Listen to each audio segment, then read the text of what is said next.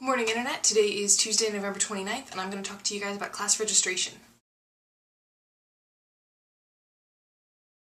So I said in last week's video, the really rushed one that I filmed at the airport, that I had registered for classes that day. I know that Travis and Caroline and Danielle actually registered for their classes several weeks prior to when I did, but Ringling is a little bit slow when it comes to registration lately because they've just decided that they're going to revamp the entire course structure for every major. For example, the courses that I took freshman year are almost completely different from the courses that current freshmen take. But anyway, so I registered for classes, and I was hoping to get into children's book illustration, and I didn't get to, and I was hoping to take 3D modeling, like learning how to use ZBrush and stuff, also didn't get to do that. The reason that I didn't do children's book illustration was because the class filled up. I had a 10:30 a.m. registration time, which was, I think, the third block of registration. And the thing about Ringling is that we have really tiny classes. Max class size is usually about 25. Biggest class I've ever taken was around 120 people, and that was only because it was every single person in my year in the illustration major because it was history of illustration and they crammed us all into one room. So Casma's children's book illustration class filled up all 20 spots of it that they had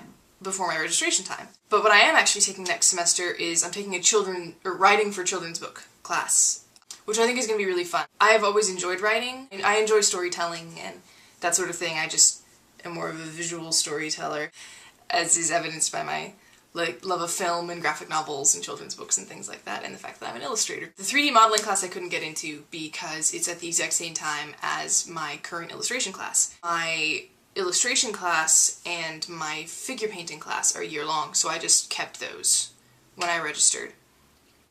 So I've got those two, and I'm now taking Writing for Children's Book, and I'm also taking Culture and Civilization of India, which I think is going to be a really fun and interesting class. And I'm also taking Arts in Performance. So yeah, registration. I'm going to explain to you how exactly the process works because when I was into my second semester freshman year and I was actually required to register by myself, I wished somebody had explained it to me. So basically what you do is Ringling has a portal website that you can log into with your username that is basically just your first initial and your last name. Or with a number at the end of it if there's somebody else with your first initial and last name. So you log into that, and then from there you can access your school email and like facilities requests and stuff, but you can also access IQWeb. And IQWeb basically has all of the courses that you can take listed on it, and it has your academic transcript so you can see like what required courses you've taken, what ones you haven't, what you need to do to be able to graduate still. That's actually why I'm taking Ecology of Water this semester. I needed my science credit. And our final project for that is actually